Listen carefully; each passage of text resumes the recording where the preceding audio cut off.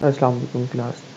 अच्छा, तो इस ट्यूटोरियल के अंदर हम लोग एक लर्निंग आउटकम्स देखने की कोशिश करेंगे इस कोर्स के। तो जैसा कि मैंने यहाँ पे मेंशन भी कर दिया है कि ये एक रिव्यू है हमारे लर्निंग आउटकम्स का। अच्छा, इसको मैंने दो हिस्सों में डिवाइड किया है।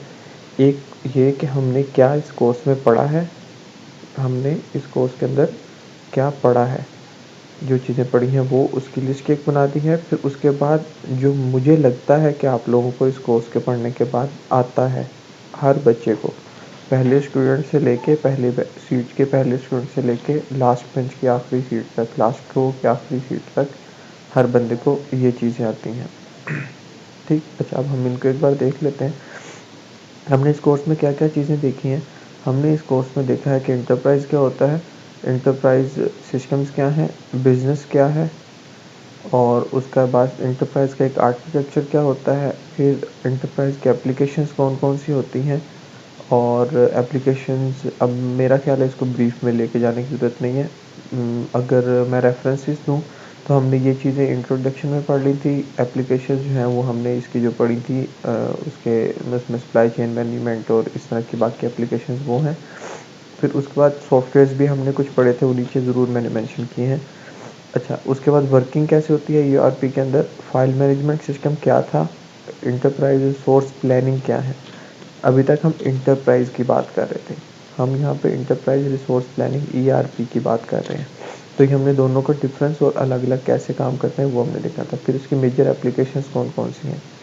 ठीक। फिर उसके बाद सप्लाई चेन मैनेजमेंट क्या है, ये उसके एप्लीकेशंस के अंदर ही आ जाता है। कस्टमर रिलेशनशिप मैनेजमेंट क्या है, फाइनेंस एंड अकाउंटिंग मैनेजमेंट क्या है, सेल्स एंड मार्केटिंग की मैनेजमेंट क्या है, ह्यूमन रिसोर्स की मैनेजमेंट क्या है, मैन्युफैक्चरिंग एंड प्रोडक्शन की मैनेजमेंट क्या है।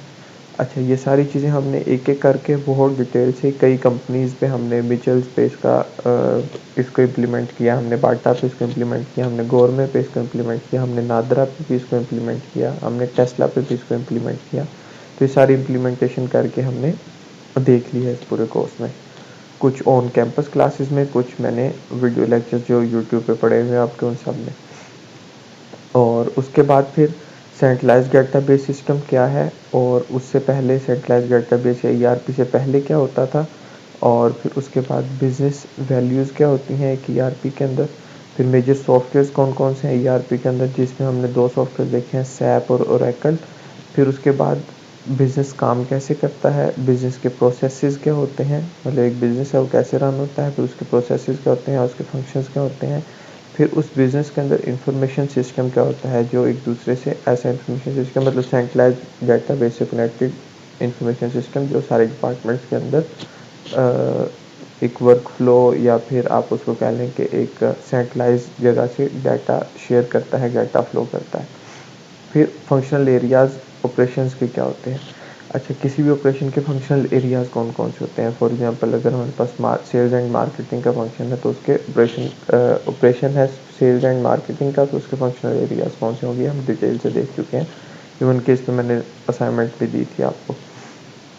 अच्छा, फिर उसके बाद एक ईआरपी के अंदर एक ऑर्गेनाइजेशन के अंदर ईआरपी कैसे काम करती है, और मुख्तलिफ डिपार्टमेंट जो हैं वो कैसे इंफॉर्मेशन एक सेंट्रलाइज्ड डेटाबेस से कलेक्ट करके यूज़ करते हैं। ठीक। फिर उसके बाद हमने ईआरपी का स्ट्रक्चर ड्रॉ करना सीखा था किसी भी ऑर्गेनाइजेशन या कंपनी के लिए। इसकी कई मिसालें हमने कर ली हुई हैं, क्लास में भी आप लोगों से वाइट बोर्ड पे बुला के भी करवाई थी। उसके अलावा हम लोग इसको ऑनलाइन लेक्चर्स में भी देख चुके हैं, वर्बली भी डिस्कस कर चुके हैं, आपकी असाइनमेंट फिर क्विज में भी डाल चुके हैं इन चीज़ों को। अच्छा, अब बेनिफिट्स क्या होते हैं किसी भी ऑर्गेनाइजेशन को जब वो सिस्टम में अडॉप्ट करती है ईआरपी का। फिर थोड़ी सी एक लिटिल सी हिस्ट्री हमने देखी थी ईआरपी सिस्टम्स के। और फिर उसके बाद हमने इसमें जो कोर्स से एक्स्ट्रा चीज़ सीखी है वो गिट और गिटहब क्या है। ये इंशाल्लाह मैं गारंटी देता हूँ आप लोगों को कि फ्यूचर में आप लोगों को इसका बहुत फ़ायदा होने वाला है, अगर आप लोग ये समझ के यूज़ करते हैं तो। फिर होता क्या है, और उसके बाद उसका बेसिक सा यूज़, उसके बेसिक कमांड्स जो हमने देखी थी। ओके, अब मुझे क्या लगता है कि आप सब स्टूडेंट्स को, ये तो हमने चीज़ें पढ़ ली, चले वो आप उसको कह लो कि एक बार गो थ्रू हो गई। अब इन सारी चीज़ें पढ़ने के बाद जिन लोगों ने ऑन कैंपस क्लासेस ली हैं, ऑनलाइन लेक्चर्स लिए हैं मेरे, और उसके बाद स्लाइड्स जो एक बार गो थ्रू किए हैं जिन लोगों ने, उनको क्या-क्या आता है, जो मुझे यकीन है कि आता होगा कि एक ईआरपी होती क्या है, उसकी एक बेसिक डेफिनेशन मैं कोई बहुत हाई-फाई डेफिनेशंस का नहीं कह रहा, एक बेसिक डेफिनेशन की ईआरपी है क्या, कैसे काम करती है, आसान लफ्ज़ों में लेमैन में आप अपनी इंग्लिश में लिख के बता सकते हो। बिज़नेस फंक्शंस क्या होते हैं किसी बिज़नेस के अंदर, और बिज़नेस प्रोसेसेस क्या होते हैं किसी भी बिज़नेस के अंदर। फिर उसके बाद सेंट्रलाइज्ड डेटाबेस कैसे काम करती है एक ईआरपी के अंदर, और ये कैसे इम्पोर्टेंट है, क्यों इम्पोर्टेंट है, ये सारी चीज़ें आपको पता है। फिर उसके बाद डिज़ाइन कैसे करते हैं किसी भी, अगर मैं आपको कोई ऑर्गेनाइजेशन दे दूँ तो उसके लिए आप एक ईआरपी कैसे डिज़ाइन करेंगे, उसका मॉडल कैसे होगा, उसकी इम्प्रूवमेंट कैसे होगी और उसकी इम्प्लीमेंटेशन कैसे होगी। मुझे उम्मीद है कि आप सबको याद किया, क्योंकि हमने इसको बहुत रगड़ा दिया है, बहुत बार हमने इसको दोहरा दोहरा के किया है। फिर उसके बाद गिट क्या होती है, गिटहब क्या है और उसका बेसिक सा यूज़, लोकल रिपोजिटरीज कैसे बनती हैं, और आपकी जो रिमोट रिपोजिटरीज हैं वो कैसे बनती हैं, गिटहब कैसे यूज़ करना है, वो सब कुछ हमने डिस्कस कर लिया। तो आई थिंक जो मैंने सोचा था उसके मुताबिक मैंने पढ़ाया है। दरमियान में हमारी मिड टर्म से पहले एक ब्रेक ज़रूर आई थी, जिसकी वजह से सारे मामला अपसेट हुए थे। लेकिन मुझे उम्मीद है कि आप लोगों ने, अगर ये 5-6 चीज़ें जो मैंने यहाँ पे पॉइंट आउट की हैं ये आप लोगों को आती हैं, आप लोग समझते हो कि हाँ जी हमें इसकी समझ है, तो वेल डन।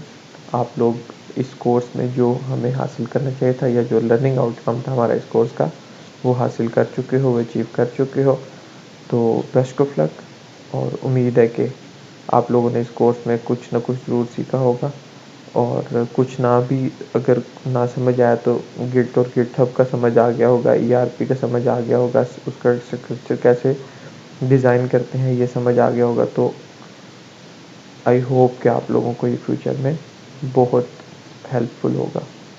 तो दैट्स ऑल इस लर्निंग आउटकम के ट्यूटोरियल से इतना ही।